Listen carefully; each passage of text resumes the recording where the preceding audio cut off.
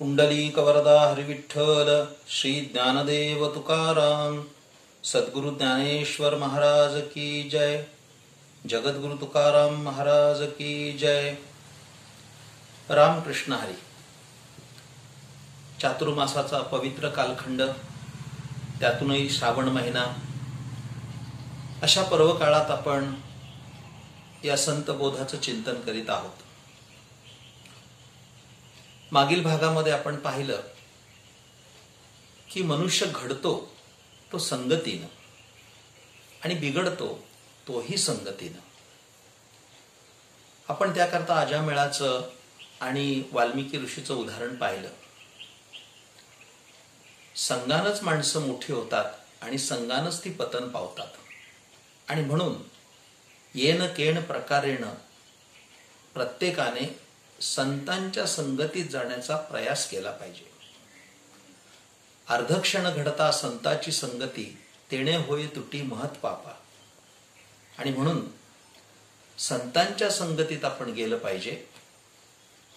आता त्याच्या पुढचा विचार की संतांच्या संगतीत गेलं पाहिजे व संतांच्या संगतीचा लाभ आपल्याला झाला पाहिजे, हे जरी सत्य असलं तरी हे संत ओळखायचे कसे, हा एक दिव्य प्रश्न आहे। कारण संत ओळखणं ही तितकीशी सामान्य गोष्ट नाहीये। माझ्यावर अत्यंत चांगले संस्कार करणारे वारकरी संप्रदायाचे भूषण असे वैकुंठवासी सदानंद गुरुजी, ते असं म्हणत असत की वेडा आणि साधू सारखाच दिसतो, पण वेडा तो वेडा आणि साधू तो साधू। तुकोबरा एक अत्यंत चांगला दृष्टांत देतात। दोन्ही दिसती सारखी, वर्म जाणे तो पारखी। साधू आणि वेडा सारखाच दिसत असला तरी साधू हा साधूच असतो। आणि म्हणून संत ओळखायचे कसे, त्यातून वारकरी संप्रदाय हा कुणालाही संतत्व बहाल करत नाही। वारकरी संप्रदायाने बाह्य अंगाला कधीही मूल्य दिलं नाही। संतांची बाह्य लक्षणं आणि आंतरलक्षणं याचा विचार करू जाता वारकरी संप्रदायाने बाह्य लक्षणापेक्षा आंतरलक्षणालाच अधिक मूल्य दिलं। आणि म्हणून संत ओळखायचे झाले तर त्याच्या लक्षणाचाच विचार करावा लागतो। तुकाराम महाराजांचा प्रसिद्ध अभंग आहे, नवती ते संत करिता कवित्व, संताचे ते आप्त नवती संत। हा अभंग मुळातच वाचून घेतला पाहिजे।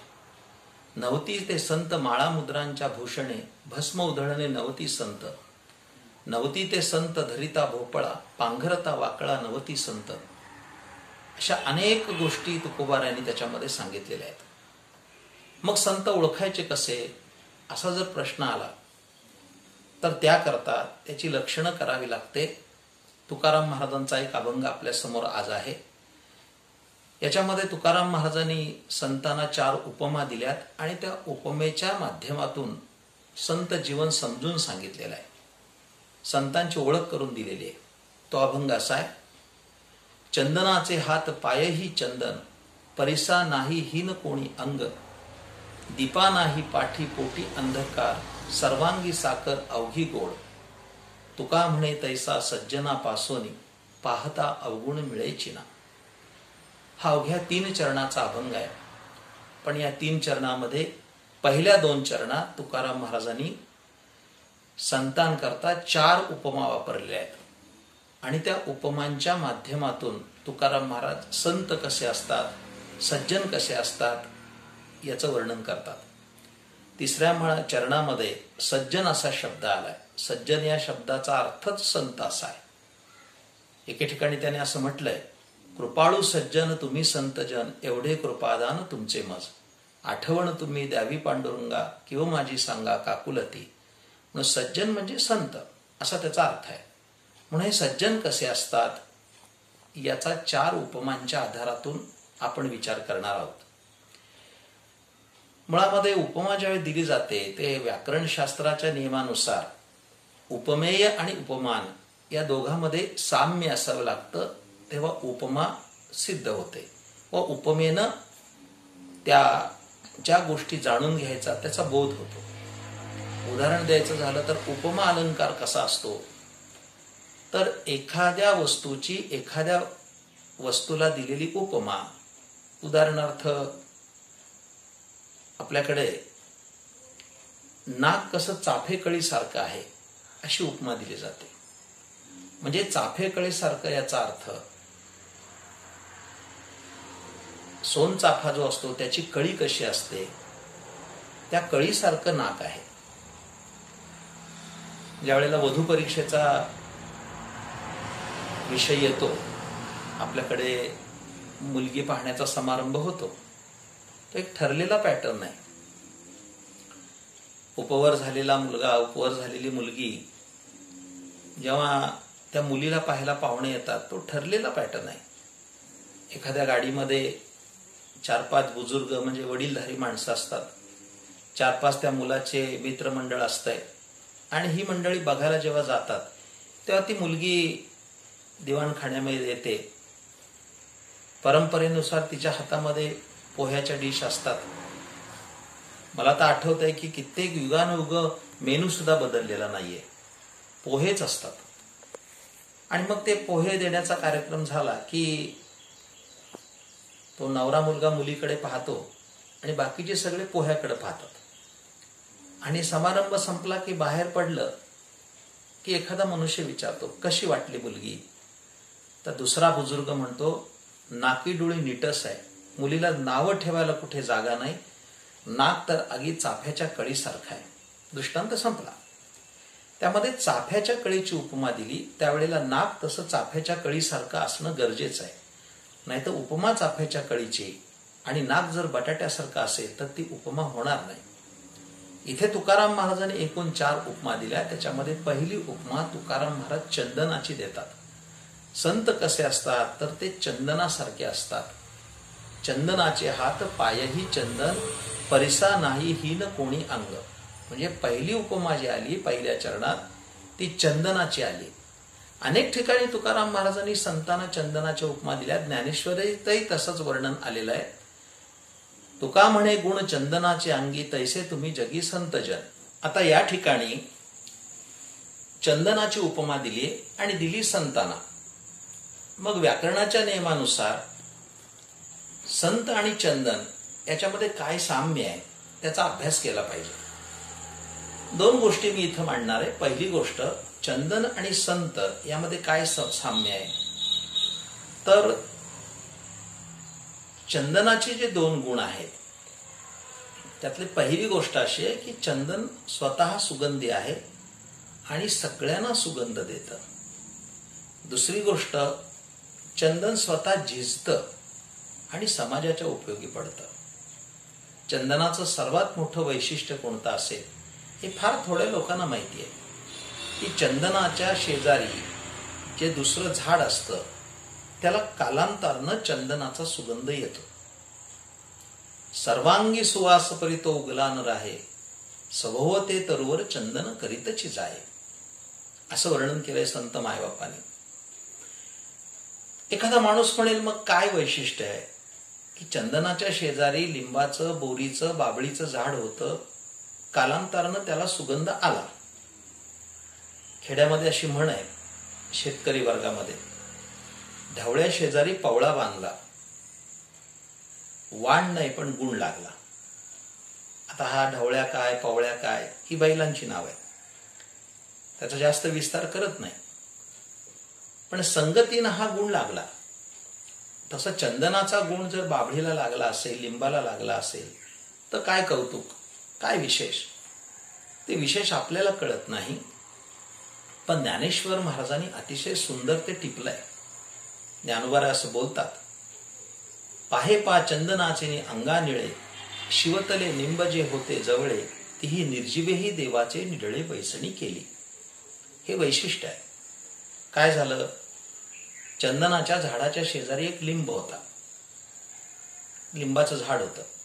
हळूहळू त्याला लिंबाचा कडूपणा जाऊन चंदनाचा सुगंध आला.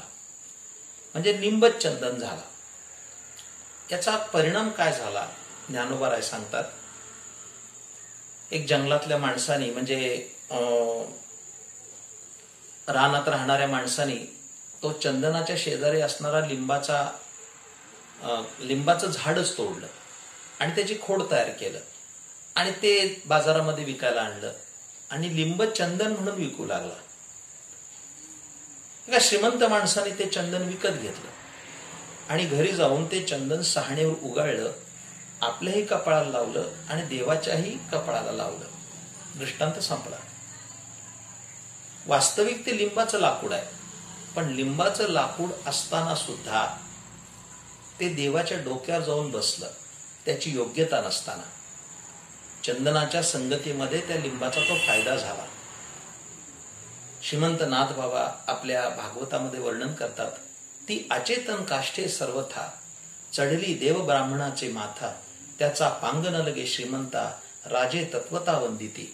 म्हणजे त्या लिंबाची योग्यता एवढी वाढली की जी अचेतन असणारी काष्ठ सुद्धा देवाच्या डोक्यावर जाऊन बसली. म्हणजे संतांच्या संगतीत असा फायदा होतो. संत चंदनासारखे असतात.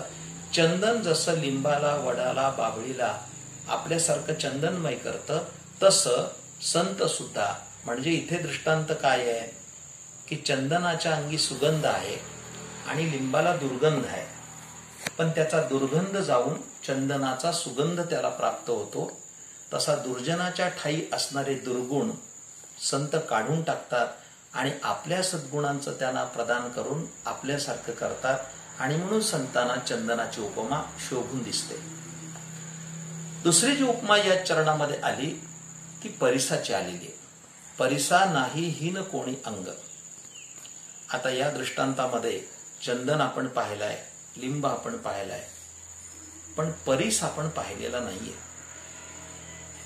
पण परीस हा एक असा दगड आहे. वारकरी संप्रदायाच्या कथांमध्ये असं वर्णन आलंय की परिसा भागवत नावाचे जे महान संत होते त्यांच्याकडे परीस होता. हा जो परीस आहे, हा परीस काय करतो, तो परिसाचं वैशिष्ट्य असं आहे की तो लोखंडाचं सोनं करतो. आपुल्या महिमाने धातू परिसे केले सोने. परिसाला लोखंड लावलं व लोखंडाला परिसाचा स्पर्श झाला की त्या लोखंडाचं सोनं होतं. याचा सुद्धा फार मोठा मी विस्तार करणार नाही. आपण सर्व सुज्ञ श्रोते आहात, मोठ्या श्रद्धेनं ऐकत आहात. सर्वांना माहिती आहे की परिसानं लोखंडाचं सोनं होतं. मग याचा अर्थ काय करायचा, तर इथे परिसाची उपमा दिली आणि ती संतांना दिली. मी फक्त एकच वाक्य सांगतो, तेवढं पुरेसं आहे की लोखंडाला परिसाचा स्पर्श झाला की लोखंडाचं सोनं होतं. या दृष्टांतानं एक गोष्ट लक्षात येईल की आपण एवढंच लक्षात ठेवायचं की ज्यांच्या सानिध्यात गेल्यानंतर आपल्या जीवनाचं सोनं होतं त्याला संत म्हणतात. सर्व माझ्या प्रिय श्रोत्यांनो, अत्यंत सुंदर अशी उपमा तुकाराम महाराजांनी दिली. आणखीन दोन उपमा तुकोबाराय या अभंगाच्या दुसऱ्या चरणामध्ये देतात. पहिली उपमा दिली ती चंदनाची दिली, दुसरी उपमा दिली ती परिसाची दिली, तिसरी उपमा जी देतात ती दीपा नाही पाठी पोटी अंधकार, सर्वांगी साखर अवघी गोड. याच्यामध्ये जी उपमा दिली ती दिव्याची दिली. आता दिव्याची उपमा दिली, मग दिव्यामध्ये आणि संतांमध्ये काय साम्य आहे याचा विचार होणं गरजेचं आहे. दिव्याचं वैशिष्ट्य काय, तर दिवा काय करतो, अंधाराचा नाश करतो. वर्णन काय केलंय बघा, दीपा नाही पाठी पोटी अंधकार. दिव्याला मागे अंधार नाही, पुढे अंधार नाही, पाठीपोटी त्याला अंधार नाही. याचा अर्थ असा आहे की दिवा आला की अंधार गेला असं समीकरण आहे, आणि दिवा गेला की अंधार आला. दिवा आहे तोपर्यंत प्रकाश आहे. याचा अर्थ दिवा प्रकाश देण्याचं काम करतो, तो अंधार घालवून टाकतो. तद्वत संतांचं कार्य तसंच आहे. जसा दिवा अंधाराचा नाश करतो तसा संत अज्ञानरूपी अंधकाराचा नाश करतात, ज्ञानाचा दिवा लावतात आणि त्या दिव्याच्या प्रकाशामध्ये अंधाराचा नाश होतो, अज्ञानाचा नाश होतो, असा त्याचा अर्थ आहे. दीपा नाही पाठी पोटी अंधकार, सर्वांगी साकर अवघी गोड. तुकाराम महाराजांनी या दुसऱ्या चरणाच्या अंतिम टप्प्यामध्ये संतांना चौथी उपमा दिली आहे आणि ती साखरेची आहे. सर्वांगी साखर अवघी गोड. साखर जी असते ती सर्वांगानं गोड असते आणि अवघी गोड असते. तुकोबाराय दाखला देतात, अवघे साखरेचे अंग नये व्यंग निवडतात. साखरेचं जे अंग असतं, साखर जी असते ती अंतर्बाह्य गोडच असते, त्याच्यापेक्षा जी गोड असते ती साखरच, असं म्हणायला काही हरकत नाही. मग संतांना साखरेची उपमा कशासाठी दिली तर साखर जशी अंतर्बाह्य गोड असते तसं संतांचं जीवन हे अंतर्बाह्य गोड असतं, मधुर असतं. तुकोबाराय वर्णन करतात, तुका म्हणे आम्ही अवघेची गोड, असं तुकोबाराय बोलतात. संत हे साखरेपेक्षा गोड असतात, असा याचा अर्थ आहे. असे हे गुणसंपन्न संत म्हणजे सज्जन, त्यांच्याकडे गुणांचा साठा असतो, त्यांच्याकडे शोधून सुद्धा अवगुण सापडत नाहीत, असं तुकोबाराय तिसऱ्या चरणामध्ये वर्णन करतात. तुका म्हणे तैसा सज्जनापासून पाहता अवगुण मिळेची ना, असं संतांचं वर्णन या अभंगात केलंय. या ठिकाणी एक प्रश्न असा उपस्थित होईल की संतांचं वर्णन करताना एखादा दृष्टांत दिला तरी कळण्यासारखं आहे. मग तुकाराम महाराजांनी या अभंगामध्ये संतांकरता 4 उपमा का वापरल्या, असा प्रश्न येणं स्वाभाविक आहे. पण संतांची एक अशी परंपरा आहे, त्यांच्या साहित्यामध्ये असं दिसतं की एखाद्या वेळेला ते एखादाच दृष्टांत देतात, तर कधी कधी दृष्टांताची पखरणच्या पखरण करतात. ज्ञानेश्वरीचा अभ्यास करताना हे आपल्या लक्षात येईल. वासांसी जीर्णानी यथाव्या या श्लोकाखाली ज्ञानोबारांनी एकच ओवी घातली. तैसे जीर्ण वस्त सांडीजे मग नूतन वेडीजे, तैसे देहांतारा ते स्वीकारीजे चैतन्य नाथे. गीतेतलाच एकच दृष्टांत त्याने त्या ठिकाणी वापरला. पण आपण इकडे 12व्या अध्यायात जर पाहिलं तर दृष्टांताची पखरण केली. अथ चित्तन समाधातून न शक्नोसी मयी स्थिरम या श्लोकाखाली ज्ञानोबारांनी जे वर्णन केलंय ते पाहण्यासारखं आहे. अथवा हे चित्त मनबुद्धी सहित माझ्या हाती अचुंबित न शकसी देव, तरी गा ऐसे करी या आठा पहारा माझारी, मोटके निमिषभरी देतू जाय, मग जे जे का निमिख देखेल माझेचे सुख, ते तुले आरोचक विषय घेईल. मग दृष्टांत काय घातला, जैसा शरद कालू रिगे आणि सरिता ओटू लागे, चित्त काढील वेग प्रपंचवनी, मग पुनवेहून जैसे शशिबिंब दिसे दिसे, हार्पतावसे नाही चिवय, तैसे भोगा आतुनी निगता, चित्त मज माझी रिगता, हळूहळू पंडुसुता मीची होईल, असं ज्ञानोबाराय लिहितात. त्यातला अर्थ असा आहे की एखाद्या दृष्टांतामध्ये काही न्यून सापडलं तर त्याच्या पुढचा दृष्टांत देण्याची परंपरा आहे. असे अनेक दाखले आपण पाहू शकतो, अभ्यासू शकतो. एका ठिकाणी संतांचं वर्णन करताना तुकाराम महाराजांनी असेच 3 दृष्टांत घातलेत. अर्भकाचे साठी पंते हाती धरली पाठी, तैसे संत जगी क्रिया करून दाविती अंगी,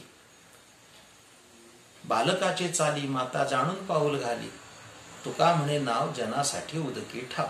एकापेक्षा एक श्रेष्ठ असे दृष्टांत घातले. वेळेची मर्यादा लक्षात घेता मी त्याचाही विस्तार करत नाही, पण या 4 दृष्टांताकडे आपण पाहूया. या दृष्टांतामध्ये काय दिसतं आपल्याला, तर पहिला दृष्टांत दिलाय तो चंदनाचा दिलाय. म्हणजे उपमा जी दिली पहिली ती चंदनाची दिली. मग चंदनाची उपमा माहीत असताना दुसरी उपमा जी आहे परिसाची, ती कशा करता दिली असेल, याचा अर्थ तुकाराम महाराजांना चंदनाच्या उपमेमध्ये एक कुठेतरी दोष सापडला. आणि तो दोष कोणता असेल तर चंदन सुगंध देतं, शेजारच्या झाडाला आपली योग्यता देतं, हे जरी सत्य असलं तरी देखील चंदनाचं 2 दुर्गुण या ठिकाणी मांडेन मी. चंदनाकडे 2 दुर्गुण आहेत. त्यातला पहिला दुर्गुण, चंदन सुगंधी खरं, पण चंदनाच्या खोडाभोवती सर्प असतात. ज्ञानोबारांनी ज्ञानेश्वरी तसं वर्णन केलंय. चंदनाचे खोड सर्पी जैसे का द्वाड, म्हणजे तो एक अवगुण आहे. इथे खाली तर वर्णन केलंय की तुका म्हणे तैसा सज्जनापासून पाहता अवगुण मिळेची ना, मग हा अवगुणच आहे ना. म्हणून त्यांनी पहिला दोष जो आहे तो चंदनाचे खोड सर्पी जैसे का द्वाड, म्हणजे तिथे सर्प असतात. चंदनाचा दुसरा दुर्गुण कोणता आहे तर चंदन शेजारच्या झाडाला आपले गुण देतं हे जरी सत्य असलं तरी चंदन बोरीला, बाभळीला, लिंबाला आपला गुण देतं, पण वेळूला देत नाही, कळकाला देत नाही. म्हणजे बांबू जो असतो त्या बांबूला चंदनाचा सुगंध येत नाही. चंदनाच्या शेजारी जर बांबूचं बेट असेल तर त्या बांबूला सुगंध येत नाही. एक काल्पनिक दृष्टांत आहे पण मोठा बोलका आहे. काय झालं, एकदा संतांची अशी दिंडी चालली होती आणि एक मोठं चंदनाचं झाड होतं, त्याच्या खाली ती दिंडी विसाव्याला बसली. शेजारीच बांबूचं बेट होतं, तो बांबू रडत होता. मग तो बांबू रडत असताना त्या संतांनी त्याला विचारलं की बाबा का रे तू रडतो. ते त्या बांबूनी संतांना सांगितलं, हे संत मायबाप, माझी तक्रार तुम्ही ऐकून घ्या. हा जो चंदन आहे हा चंदन सगळ्यांना आपला सुगंध देतो, त्याच्यासारखा करतो, पण हा चंदन मला सुगंध देत नाही. हा त्याचा भेदभाव चांगला नाही, म्हणून मी रडतोय. संतांनी त्या चंदनाला विचारलं की तू याला का गुण देत नाही. तेव्हा चंदनाने संतांना आपली कैफियत मांडली आणि सांगितलं, हा जो बांबू आहे हा कुळाचा नाश करणार आहे. म्हणजे कसं, वारा सुटला आणि या बांबूवर बांबू घासला की त्या घर्षणानं अग्नी निर्माण होतो आणि सगळं जंगल भस्मसात होतं, वणवा लागतो. असंच आहे, एक बांबूवर बांबू घासला की जंगल पेटतं. गावात दोन बांबू एकमेकावर घासले की गाव पेटतं, आणि दोन गावं एकमेकावर घासली की गावच्या गावं पेटतात. एखाद्या गावामध्ये एखादा बांबू असतो, एखाद्या गावात बांबूचं बेटच्या बेट असतं. तुम्ही समजू शकता मी काय बोलतोय. म्हणजे बांबूच्या घर्षणानं वणवा लागतो, मी याला गुण देणार नाही. संतांनी ते ऐकलं आणि आपल्या सगळ्या सहकाऱ्यांना सांगितलं की या बांबूच्या काठ्या काढा आणि आपल्या पताकांमध्ये घाला. सगळ्या वारकऱ्यांनी त्या बांबूच्या काठ्या काढल्या, पताकेमध्ये घातल्या आणि ज्ञानोबा तुकाराम म्हणत ती दिंडी पुढे मार्गस्थ झाली. पुढे काय झालं, वारी करून पंढरीची आल्यानंतर त्या वारकरी बुवांनी ती पताका देवघरावर मांडली, स्नान करून आले आणि ती पताका सुद्धा धुतली, अर्थात तो कळप धुतला, चंदन उगाळलं, देवाच्या कपाळाला लावलं, आपल्याही कपाळाला लावलं आणि त्या कळकाच्या पताकेच्या काठीला सुद्धा ती लावलं. तेव्हा तो बांबू हसायला लागला आणि चंदनाला म्हणाला की कालपर्यंत तू मला गुण देत नव्हता, पण या संतांनी माझा अंगीकार केला तर आज माझी पूजा करण्याची तुला ही पाळी आली. दृष्टांत संपला. आणि म्हणून संत सगळ्यांवर उपकार करतात, सगळ्यांचा स्वीकार करतात आणि आपली योग्यता देतात. म्हणून चंदनाचा दृष्टांत काढून तुकाराम महाराजांनी या ठिकाणी दृष्टांत दिला, तो परिसाचा दिला. मग परिसाचा दिल्यानंतर दिव्याचं काय कारण आहे देण्याचं, याचा अर्थ परिसात पण काहीतरी दोष तुकोबाराला दिसला. आणि परिसाचा दोष कोणता असेल तर परिस लोखंडाला सोनं करतो, पण परिस लोखंडाला परिस करत नाही, हे लक्षात ठेवा. तो सोनं करतो पण परिस करत नाही. तसे संत नसतात. तुकोबारायचा एक अभंग आहे, लोह परिसाची नसा हे उपमा, सद्गुरु महिमा आगाधची, आपणासारखी करीती तात्काळ, नाही काळ वेळ तया लागी. गोस्वामी तुलसीदासजींनी एका सुंदर आपल्या दोह्यामध्ये वर्णन केलंय रामचरितमानसमध्ये, पारस में और संत में बहुत अंतरा जान, एक लोहे को सोना करे यही करी आप समान, असं गोस्वामी म्हणतात. म्हणजे लोखंडाला सोनं करणं पण परिस न करणं. पण संत असतात ते आपल्यासारखं करतात, म्हणून परिसाचा दृष्टांत तुकाराम महाराजांनी काढून दिला. मग आला दिव्याचा दृष्टांत. मग दिव्याचा दृष्टांत टाकून त्यांनी साखरेचा का दिला, याचा अर्थ दिव्यामध्ये पण दोष आहे. काय दिव्यामध्ये दोष आहे, दिवा प्रकाश देतो ही जरी गोष्ट खरी असली तरी दिव्यात एक दोष आहे. तो कोणता आहे तर पूर्वीच्या काळात जे दिवे असायचे, आपण खेड्यातूनच आलो पुढे, खेड्यातल्या लोकांना हा दृष्टांत माहीत असावा. पूर्वी अशा चिमण्या असायच्या, ती चिमणी लावली की त्या कोनाड्यात ठेवली की तो कोनाडा काळा, देवळीमध्ये ठेवली की देवळी काळी. मौज म्हणून सांगतो, आमचं पण जीवन लहानपणी खेड्यातच गेलं.